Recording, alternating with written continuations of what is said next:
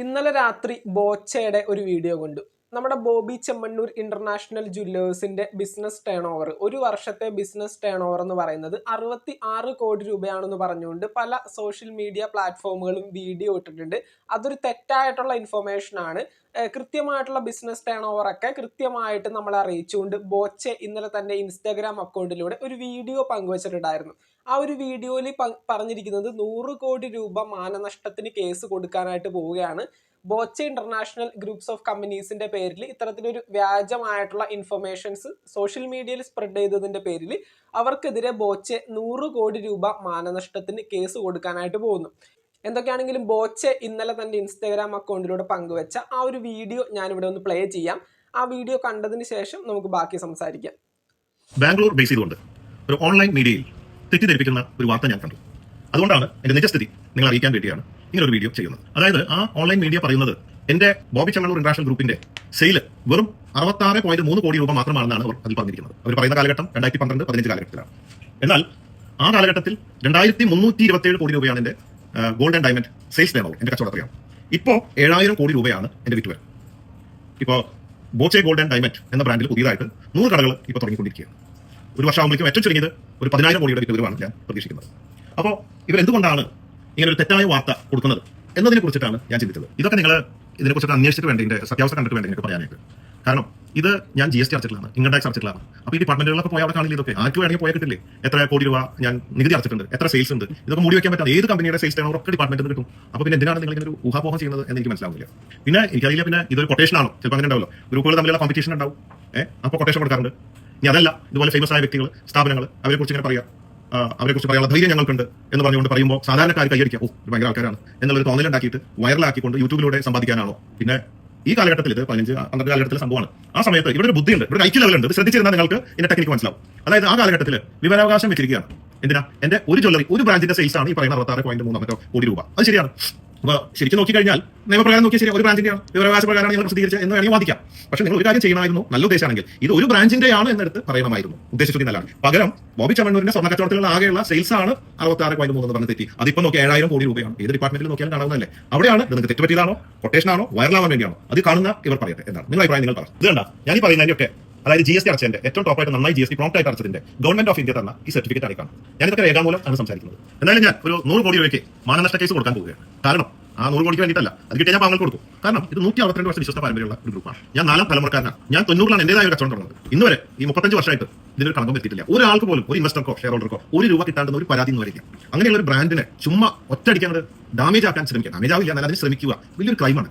അതുകൊണ്ട് അത് ചെയ്യാൻ പാടില്ല. ഇതൊക്കെ നാളെ ലിസ്റ്റ് ചെയ്തിട്ട് 10-25 കോടി രൂപ എനിക്ക് കിട്ടുന്നതാണ്. അങ്ങനെ വളർത്തിയുണ്ടാക്കിയ ബ്രാൻഡാണ്. നിങ്ങൾ 1000 കോടി രൂപ കൊടുത്താൽ എന്തൊരു ബ്രാൻഡ് കിട്ടുമോ? ഇല്ല. അതാണ്. അപ്പോൾ അതിന് അതിന്റെ വാല്യൂ ഉണ്ട്. അതുകൊണ്ട് ഇനി ആരും ഇതുപോലെ വ്യാജ വാർത്ത നൽകി ഒരു ബ്രാൻഡിനെ നശിപ്പിക്കാൻ ശ്രമിക്കരുത്. കാരണം നിങ്ങൾക്കറിയില്ല, ഒരു ബ്രാൻഡ് ഉണ്ടാക്കി വർഷങ്ങളോളം അത് ഉണ്ടാക്കിക്കൊണ്ടിരിക്കുക എന്നുള്ള ഒരു ചെറിയ കാര്യമല്ല. എത്ര 1000 കോടി രൂപ സ്പെൻഡ് ചെയ്ത് എത്ര വർഷം കാത്തിരുന്ന് ഉണ്ടാക്കിക്കൊണ്ടിരുന്നതൊക്കെ ഒരു കുട്ടിയെ വളർത്തിക്കൊണ്ടിരുന്ന പോലെയാണ്. നിങ്ങളൊരു ഫോൺ ഉണ്ട്, അതിൽ കുത്ത് ആരെ കുറിച്ച് എന്തും പറയാം. ഇതിന്റെ ബാഡ് എഫക്ട് എന്താ ചിന്തിക്കേണ്ടത്? നിങ്ങളും ബിസിനസ് ആണ്, ഓക്കെ, നിങ്ങൾ വളരാൻ വേണ്ടി ആരെങ്കിലും ചവിട്ടി കയറിയിട്ട് നിങ്ങൾക്ക് എന്താണോ? പക്ഷേ അതിനൊക്കെ അതിൻ്റെതായ ഒരു ലിമിറ്റ് ഇല്ലേ? It is too much. പിന്നെ മറ്റൊരു തെറ്റായ വാർത്ത, ഞങ്ങളുടെ LLPയുടെ ജ്വല്ലറിയുടെ ഒരു ഓഫീസ് അടഞ്ഞു കിടക്കുന്നുണ്ട്. അത് ഫോട്ടോ എടുക്കുന്നു. വളരെ 10 വർഷം മുമ്പുള്ളതാണ്. അത് ഫോട്ടോ എടുത്തിട്ട് ചെമ്മണ്ണൂർ ജ്വല്ലറി അടച്ചു കിടക്കുന്നു എന്ന് പറഞ്ഞിട്ടുള്ള പ്രതികരണം. എന്താ സത്യത്തിൽ? ഞങ്ങൾ ജ്വല്ലറി തുടങ്ങിയപ്പോൾ ജ്വല്ലറിക്ക് വേണ്ടി അതിന് മുമ്പ് പ്രവർത്തിച്ചിരുന്ന ഓഫീസ് കൂട്ടി. ജ്വല്ലറി തുടങ്ങിയപ്പോൾ ആ ഓഫീസിന്റെ പ്രവർത്തനം ജ്വല്ലറിയിലേക്ക് ആണ്. അതിന് വീണ്ടും വെറുതെ കൊടുത്തിരുന്ന ഒരു ഓഫീസ്. അപ്പോൾ അത് പോയി ഫോട്ടോ എടുത്തിട്ട് ബോച്ചെ പൂട്ടി എന്ന് പറയാൻ വലിയ ഇൻട്രസ്റ്റ് ആണ്. പിന്നെ ഓക്കെ, അപ്പം നിങ്ങൾ ആ ഒരു വീഡിയോ കണ്ടുകൊണ്ടെന്ന് പ്രതീക്ഷിക്കുന്നു. ഈ പറയുന്ന 2xലിട്ടാണ് ഞാൻ ആ ഒരു വീഡിയോ പ്ലേ ചെയ്തത്, വീഡിയോയുടെ ലെങ്ത് കൂടാതിരിക്കാൻ വേണ്ടിയാണ്. അപ്പോൾ വീഡിയോ കൃത്യമായിട്ട് കേട്ടവർക്ക് മനസ്സിലായിട്ടുണ്ടാവും. ബോച്ചെ ഇന്റർനാഷണൽ ജ്വല്ലേഴ്സിന്റെ ബിസിനസ് ടേൺ ഓവർ, ഒരു കൊല്ലത്തെ ബിസിനസ് ടേൺ ഓവർ ഈ പറയുന്ന പോലെ 66 കോടി രൂപയാണെന്ന് പറഞ്ഞുകൊണ്ട് ബാംഗ്ലൂർ ബേസ്ഡ് ഒരു ഓൺലൈൻ പ്ലാറ്റ്ഫോം വീഡിയോസും കാര്യങ്ങളൊക്കെ ഇട്ടിട്ടുണ്ടായിരുന്നു. അപ്പോൾ അതിനെ ബന്ധപ്പെട്ടുകൊണ്ട് തൻ്റെ ബിസിനസ്സിന് വന്ന ആ ഒരു മോശക്കേട്, ആ ഒരു സംഭവം ഇല്ലാതിരിക്കാൻ വേണ്ടിയാണ് ബോച്ചെ കൃത്യമായിട്ടുള്ള ബിസിനസ് ടേൺ ഓവർ ഒക്കെ പറഞ്ഞുകൊണ്ട് ഒരു വീഡിയോയും കാര്യങ്ങളൊക്കെ ചെയ്തത്.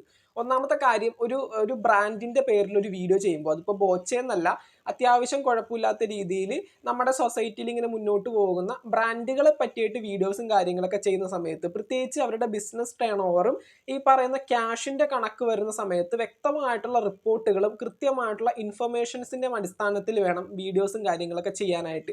അല്ലെങ്കിൽ കൃത്യമായിട്ട് ഈ പറയുന്ന ബിസിനസ്സിനെ ബന്ധപ്പെട്ടവർക്കും അവിടെ ജോലി ചെയ്യുന്നവർക്കും അതിൻ്റെതായിട്ടുള്ള ബുദ്ധിമുട്ടുകൾ വരും. കാരണം ₹1 സമ്പാദിച്ചാൽ പോലും അതിന് കൃത്യമായിട്ടുള്ള ഒരു ടാക്സ് കൊടുക്കുന്ന വ്യക്തികളായിരിക്കും ഈ പറയുന്ന ബിസിനസ്മാൻമാർ. അവരിപ്പോൾ ഈ പറയുന്ന 1000 കോടിയും 2000 കോടിയും 3000 കോടിയൊക്കെ സമ്പാദിക്കുന്നതനുസരിച്ച് അതിന് കൃത്യമായിട്ടുള്ള ടാക്സ് കൊടുക്കുന്നുണ്ടാവും. അപ്പോൾ ആ ഒരു ടാക്സിന്റെ ബേസിൽ നിങ്ങൾ ഈ പറയുന്ന പോലെ 60 കോടി 50 കോടി എന്നൊക്കെ പറഞ്ഞുകൊണ്ട് ഒരു ഊഹാഭോഗം വെച്ചുകൊണ്ട് ഒരു വീഡിയോസും കാര്യങ്ങളൊക്കെ ചെയ്തിട്ടുണ്ടെങ്കിൽ കൃത്യമായിട്ട് അതിന്റെ ബുദ്ധിമുട്ടുകൾ ഈ പറയുന്ന ബിസിനസ് ചെയ്യുന്ന വ്യക്തികൾക്ക് ഉണ്ടാവും. അതുകൊണ്ട് തന്നെ അവർ കൃത്യമായിട്ട് മാനനഷ്ടത്തിന് കേസ് കൊടുക്കുകയും ചെയ്യും. അത് തന്നെയാണ് ഇവിടെ സംഭവിച്ചിരിക്കുന്നത്. ഇപ്പോൾ ബോച്ചെ 100 കോടി രൂപ ഈ പറയുന്ന ഓൺലൈൻ മീഡിയ പ്ലാറ്റ്ഫോമിനെതിരെ കേസ് കൊടുക്കാനായിട്ട് പോവുകയാണ്. 100 കോടി രൂപ എങ്ങനെ കേസ് കൊടുത്തിട്ടുണ്ടെങ്കിൽ ഈ പറയുന്ന ഓൺലൈൻ മീഡിയ പ്ലാറ്റ്ഫോമുകൾ എങ്ങനെ എടുത്തത് കൊടുക്കും? ഈ ഒരു കേസായിട്ട് ഇങ്ങനെ മുന്നോട്ട് പോയി ഏറ്റവും അവസാനം ആകെ മൊത്തം പാളിപ്പോവും.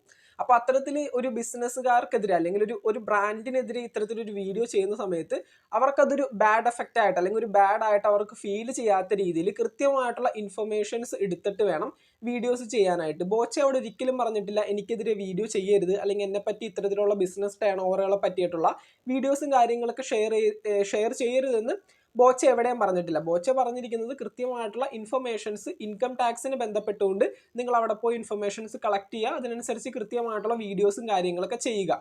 അപ്പോൾ 66 കോടി രൂപയുടെ ഒരു കണക്ക് പറഞ്ഞ സമയത്ത് ബോച്ചെ പറയുന്നത് 25,000 കോടി രൂപയോളം ആകെ മൊത്തം ബിസിനസ് ടേൺ ഓവർ വരുന്ന ഒരു കമ്പനിയാണ് ബോച്ചെ.